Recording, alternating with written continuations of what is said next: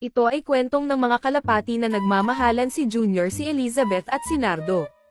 Dahil parehas nilang gusto si Elizabeth, parehas din silang tinanggap nito. Ang nais ni Junior ay makascore kay Elizabeth at naman ay nagustuhan ni Elizabeth.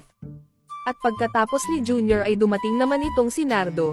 Siyempre hindi siya makakapayag na si Junior lang ang makascore dito. Gusto rin ni Nardo malahiyan si Elizabeth, dahil si Nardo ay isa sa mga speedbird, at si Junior naman ay pang long distance.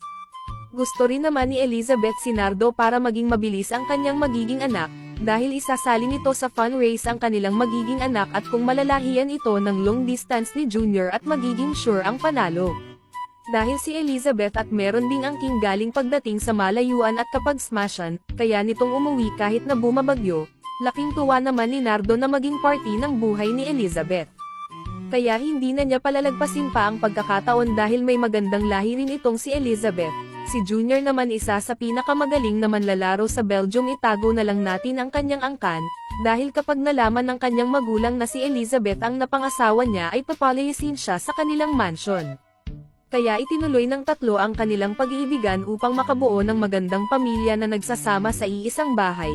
Ang nais nila ay maging magling na manlalaro ang kanilang anak, at